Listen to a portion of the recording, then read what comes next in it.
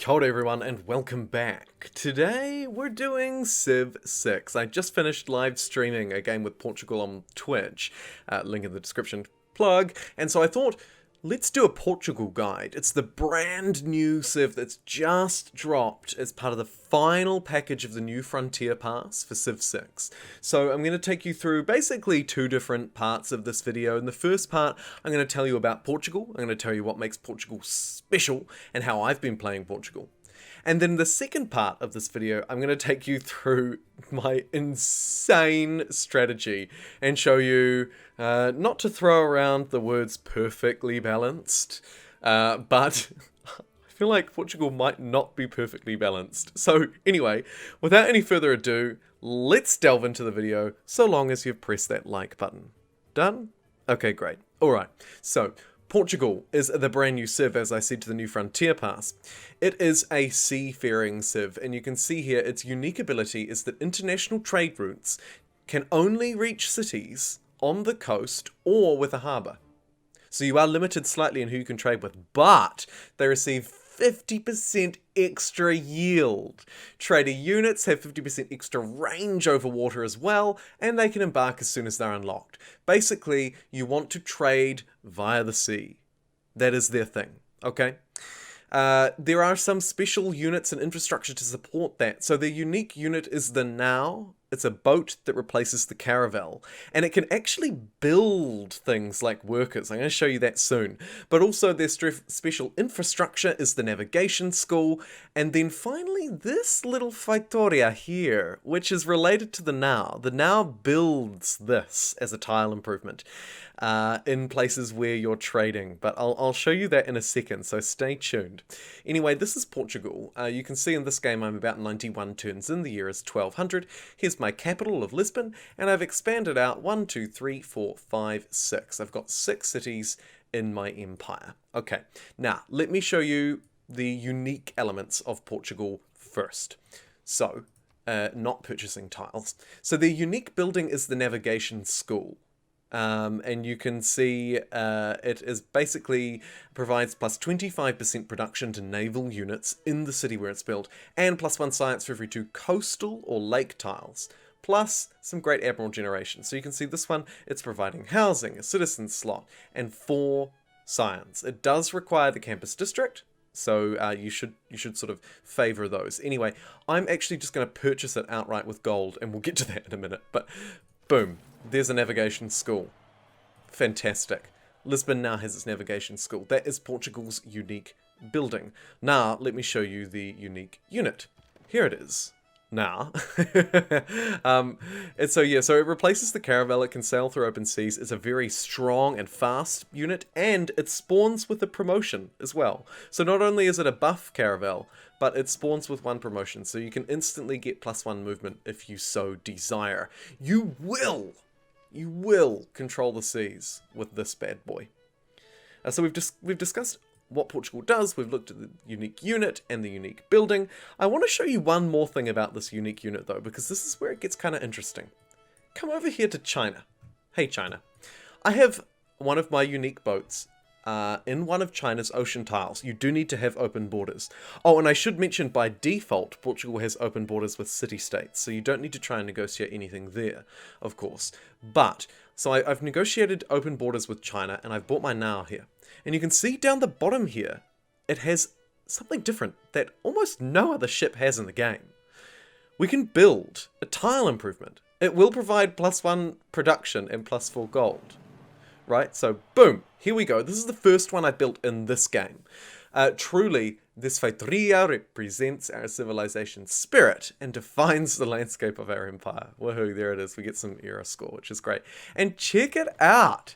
Check out this cool little improvement. So we are actually improving other people's lands. And you might think that's ridiculous. Why would you do that? Well, it provides a trade bonus for you whenever you're trading to this city. So you'll get you'll get so much yield out of doing it. It's definitely worthwhile. Also a great troll in multiplayer because you actually build on their tile. Let me show you what I mean. My number one trade ally down here is actually a city-state, and I'll show you in a sec, but I'm trading a lot with this city-state, but they only have 2 ocean tiles, and they've actually built an improvement in each one already. So I have one of my units here, and I'm ready and waiting, but I can't build it. So it does need to be in an open ocean tile. I've also never negotiated open borders with the Ottomans as well. They were more than happy. So that I could spam their coastlines. But unfortunately, they don't have any coastal tiles, so something to bear in mind. And the last point I'll leave you with in this first part of the video is that it does need to be with someone you have open borders with and an empty ocean tile, which can be harder to find than you would think. I mean, look at this very average map of islands and some larger continents, and you can see it's a bit tricky, so you might want to play on an island map. Just a wee FYI. Anyway, let's delve into part 2 of the video, and this is how I think Portugal is insanely powerful and broken in terms of economic might. Now, I do actually have a great person to claim, which I'm going to do because this is crucial. So, you get your great merchants. They provide a free trader and an extra trade route. Portugal already has an abundance of extra trade routes because one of the things about Portugal that I didn't discuss in the beginning of the video is that every time you meet a civilization, of course, you get an extra trade route, but you can get even more here. So we're going to recruit this great merchant. Fantastic. I'm going to walk the great merchant there and activate the effect. And you can see now I have 13 trade routes. I mean, this is insane. I've got 13. It's only turned 91. I'm playing on a quick game. And I've got 13 trade routes. And these trade routes are producing me so much money that I can basically just buy whatever I want. Have a look at this on the left. You can see internal trade routes aren't really affected, but it's international trade routes that are incredibly profitable.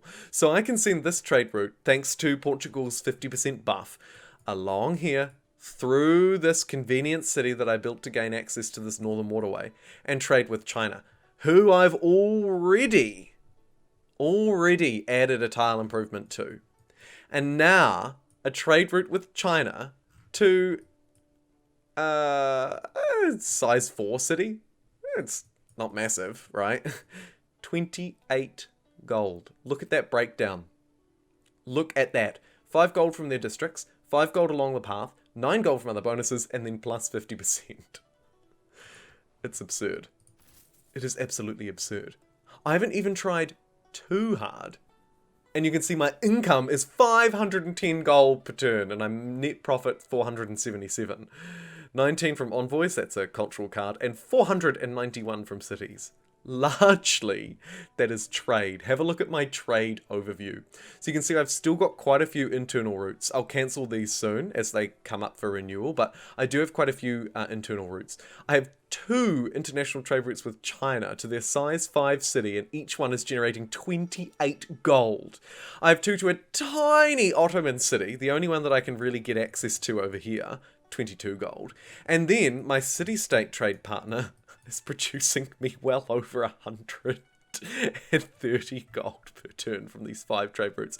Plus, one of my great merchants gave me +2 faith with city-state trades. I mean, this is absurd.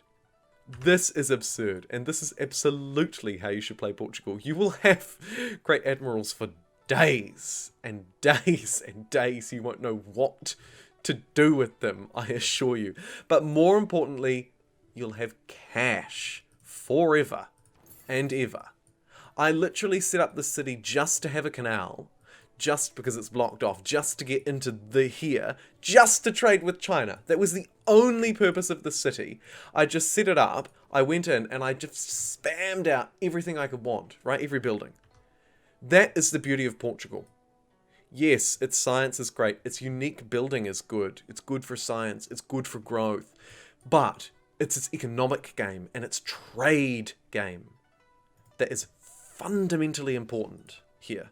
And I cannot stress enough how questionably balanced Portugal's economic output is, because this is absurd. I don't even have markets in every city yet. But as soon as they come up available, I can just buy them. Because I'm making 500 gold per turn. What's that? You want a bank? Sure. Boom. Look at that. Now we're up to 510. Pure income. Honestly, this is insane. Get a trader there as well. Why not, right? I've got so much free space. Like, it's just ridiculous. I can literally just buy any tile I want, get access to any resource I want. The game is mine at this point. I'm very early on, under turn 100, and I've got massive gold. So, that concludes my introduction and guide to Portugal. This is my first Civ 6 guide on the channel. My very first actually dedicated Civ 6 guide. Oh, can I? No, I can't block that tile. If you enjoyed it, I would really, really appreciate it if you could leave a like rating or a comment or feedback down below. I really appreciate and read all of your feedback. Honestly, I do. Like, I love it. And so, yeah, if you enjoyed this and if you'd like to see more, please do let me know down below. Always listening. And otherwise, thanks so much for watching my very first Civ 6 Civ guide. This has been Portugal, your introduction to Portugal and how to break the game with Portugal. Thank you so much for watching and for profiting with me. And I'll see you next time.